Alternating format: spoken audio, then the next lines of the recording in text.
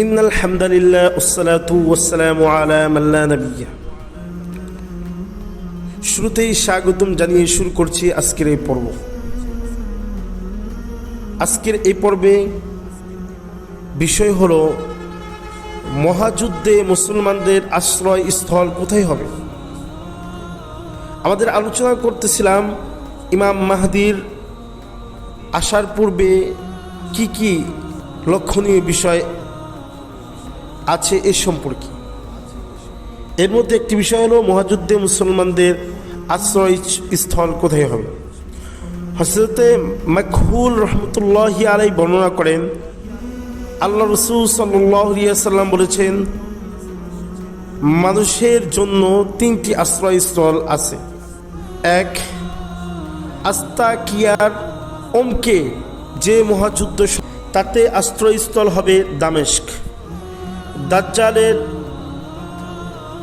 বিরুদ্ধে আশ্রয়স্থল হবে বাইতুল মুকাদ্দাস, আর ইয়াজুজ মাজুজ থেকে আশ্রয়স্থল হবে তুর পর্বত।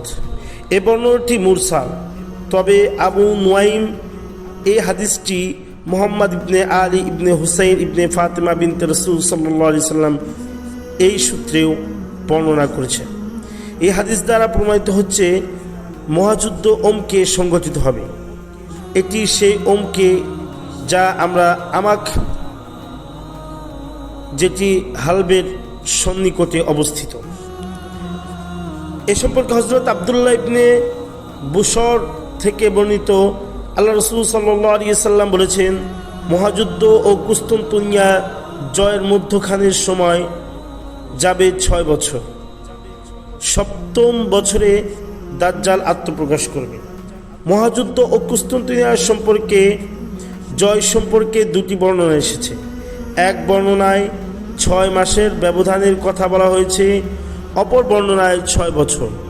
তবে আল্লামা ইবনে হাজার আসকালানি ফাতহুল বারিতে মন্তব্য করেছেন, সনদের দিক থেকে 6 বছর বিষয়ক বর্ণনাটি অধিক বিশুদ্ধ। তাছাড়া আবু দাউদের ব্যাখ্যা গ্রন্থ আউনুল মাবুদে মোল্লা আলী কারির বক্তব্য করেছেন যে মহাযুদ্ধ ও দাজ্জালের আবির্ভাবের মধ্যবর্তী সময়ের ব্যবধান হল 7 মাস সংক্রান্ত বর্ণনার তুলনায় 7 বছরের বিষয় বর্ণনা অধিক বিশুদ্ধ। অর্থাৎ মহাযুদ্ধ ও দাজ্জালের আবির্ভাবের মধ্যকার সময়ের ব্যবধান 6 বছর। 7ম বছরে দাজ্জালের আবির্ভাব হবে।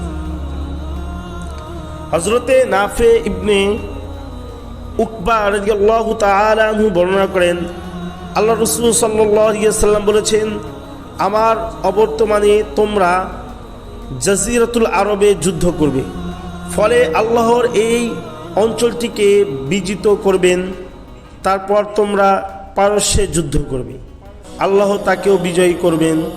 তারপর তোমরা রোমের সঙ্গে যুদ্ধ করবে, আল্লাহ তাকেও যুদ্ধ বিজয়ী করবে। তারপর তোমরা দাজ্জালের সঙ্গে যুদ্ধ করবে, আল্লাহ তাআলা তার সাথে তোমাদেরকে বিজয় দান করবে। এই হাদিসে আল্লাহ রাসূল সাল্লাল্লাহু আলাইহি ওয়াসাল্লাম ইসলামের পূর্ণাঙ্গ ইতিহাস বর্ণনা করেছে। জাজিরাতুল আরব ও পারস্য, ইরাক ও ইরান হযরত ওমর রাদিয়াল্লাহু তাআলা আনহু এর খেলাফতে আমলেই জয় হয়েছে। বাকি থাকলো রোম। রোম সাম্রাজ্যে 395 খ্রিস্ট সনে রোমান রাজা থেফটোস এর মৃত্যুর পর 2 ভাগে বিভক্ত হয়ে গিয়েছিল। এক ভাগ পূর্ব রোম, যার রাজধানী কুস্তুনতুনিয়া বা ইস্তাম্বুল। রোম সাম্রাজ্যের এই অংশটুকু, যাকে বাইজেন্টাইন সাম্রাজ্য নামে পরিচিত লাভ করে। তারপর ভাগ হলো পশ্চিম রোম, যার রাজধানী হয়েছিল বর্তমান ইতালি শহর। কাজে হাদিসের বর্ণিত রোম জয় দ্বারা যদি রোমের পূর্ব অংশ বোঝানো হয়ে থাকে, তাহলে এই ভূখণ্ডটি ওসমানী খেলাফতের রাজা ফাতেহ মুহাম্মদ হাতেই 1453 খ্রিস্টাব্দে জয় হয়েছে। আর যদি এর দ্বারা অবিভক্ত রোম সাম্রাজ্যের উদ্দেশ্য হয়, তাহলে সেই বিজয় এখনও অবশিষ্ট আছে এবং ইনশাআল্লাহ শীঘ্রই সেই বিজয় অর্জিত হয়ে যাবে। এই হাদিসে আল্লাহ রাসূল সাল্লাল্লাহু আলাইহি ওয়াসাল্লাম এই বিষয়টিও পরিষ্কার করে দিয়েছেন যে এসব জয় অর্জিত হবে যুদ্ধের ফল, এসব জয় অর্জিত হবে যুদ্ধের ফল হিসেবে, এবং মহান আল্লাহ মুজাহিদদেরকে হাতে এসব জয় করবেন। কাজেই কুফরের পরাজয় জিহাদের মাধ্যমে হচ্ছে এবং হতে থাকবে। নবী করিম সাল্লাল্লাহু আলাইহি ওয়াসাল্লাম এই বাণী প্রতি প্রত্যেক মুসলমানের বিশ্বাস রাখা আবশ্যক। এমত অবস্থায় কেউ যদি দাবি করে যে কুফর কখনো মুসলমানদের হাতে পরাজয় বরণ করেনি, তাহলে তা ইসলামের পুরো ইতিহাসকে অস্বীকার করা নামন্তর বলে বিবেচিত হবে। তদুপরি মহান আল্লাহর পরিকল্পনা নবী করিম সাল্লাল্লাহু আলাইহি সাল্লামের জীবন রচিত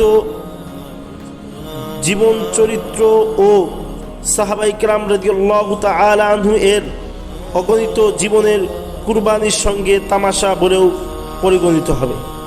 যার অন্তরে অনুপরিমাণ ঈমান আছে তাকে এমন ঈমান পরিপন্থী বক্তব্য থেকে বিরত থাকা উচিত, অন্যথায় ঈমান চলে যাওয়ার আশঙ্কা রয়েছে।